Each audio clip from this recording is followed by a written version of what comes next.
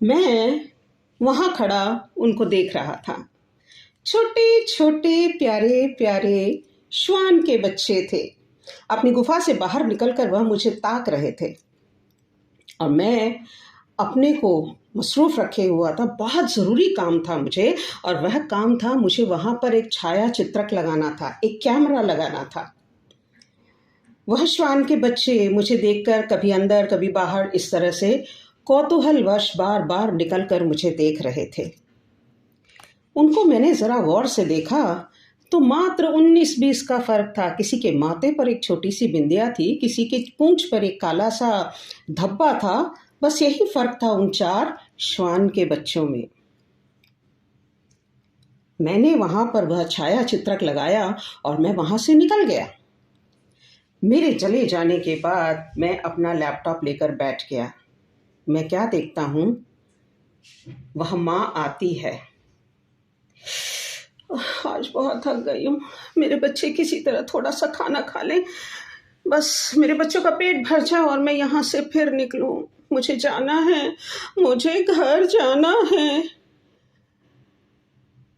कौतूहलवश मैंने अपनी लैपटॉप की आवाज़ को मैंने बढ़ाया। मैं सुनना चाह रहा था।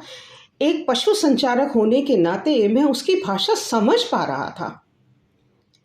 वह थकी हारी माँ दीवार के साथ ऐसे टेक लगा लेती है। उसके बच्चे दूध पी रहे हैं, वह थक चुकी है, नींद में गिरी जा रही है।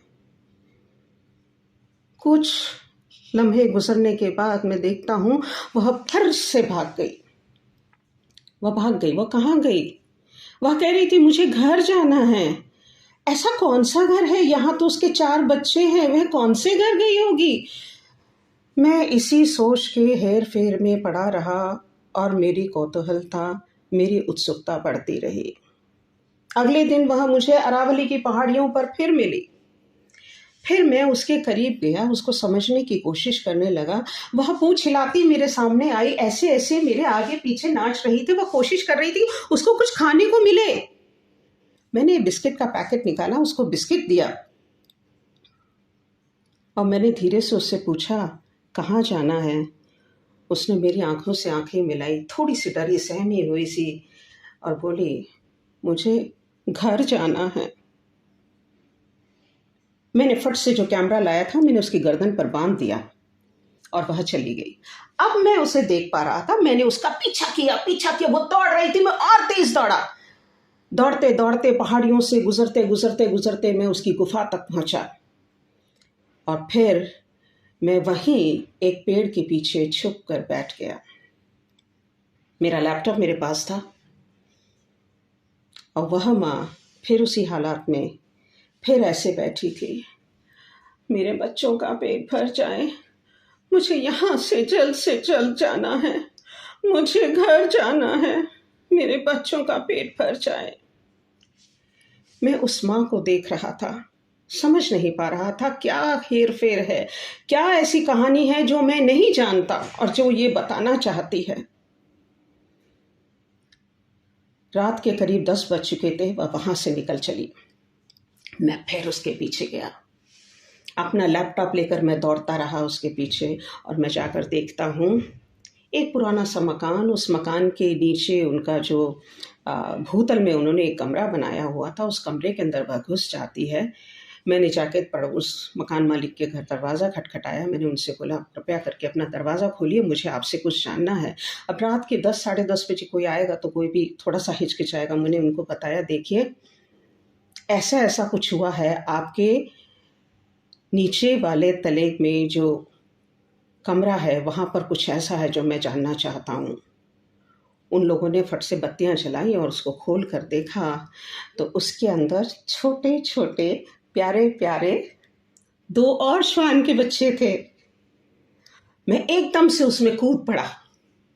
वो घबराई कतराई सी पीछे हटी और कहने लगी, क्यों आए हो?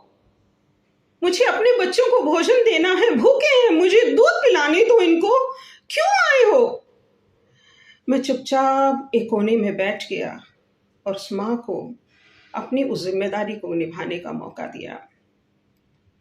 फिर मैं उस मकान के लोगों से मिला और उनसे बोला, इसके 4 बच्चे वहाँ जंगल में एक गुफा में हैं और 2 बच्चे यहाँ पर आपके घर में हैं। इस माँ को देखिए तो ये बार बार एक ही बात कहती है, मुझे घर जाना है, मेरे बच्चे मेरा इंतज़ार कर रहे हैं, मुझे घर जाना है। उन मकान मालिकों ने मेरी मदद करी, मेरी हिम्मत बढ़ाई। हम लोगों ने उसके उन दोनों बच्चों को वहाँ से उठाया और दोनों बच्चे क्यों वो वहाँ से जाना नहीं चाह रहे थे। उनके लिए माँ कौन थी? माँ वो औरत थी, वह स्त्री थी जो उस घर में रहती थी, उनको दूध पिलाती थी। ये माँ तो कभी कभी बीच में आती है, दिन में एक बार आती है।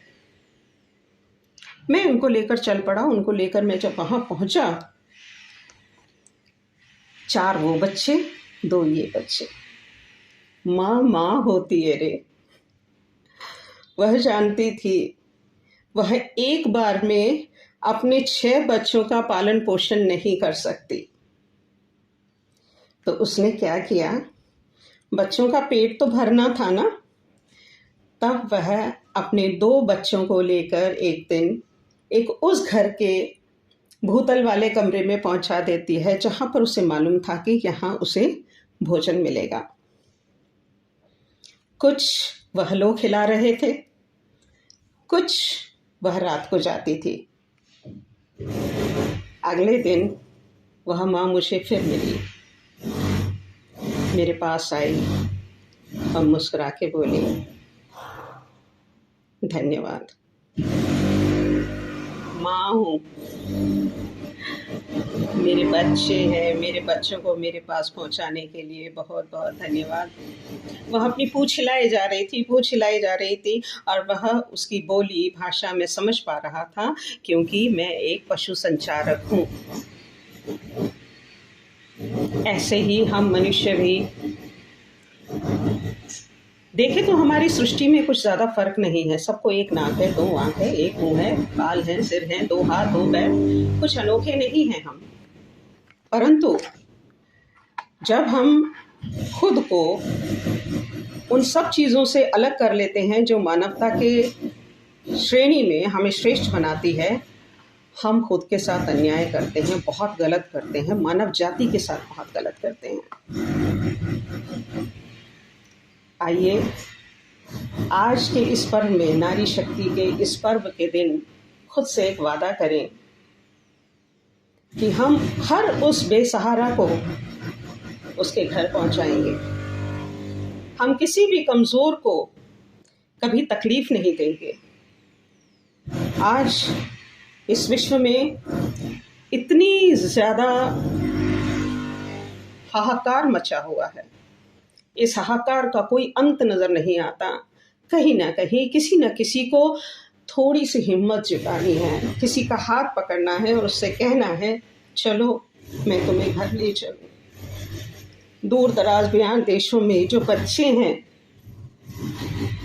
वो बच्चे आज यही कह रहे हैं, माँ मुझे घर जाना है, मुझे वापस घर जाना है।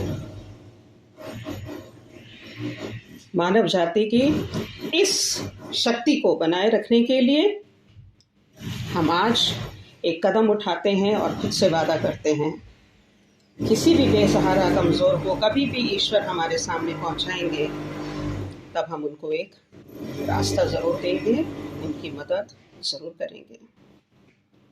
इसी के साथ मैं अपने भाषण को विराम देती हूँ।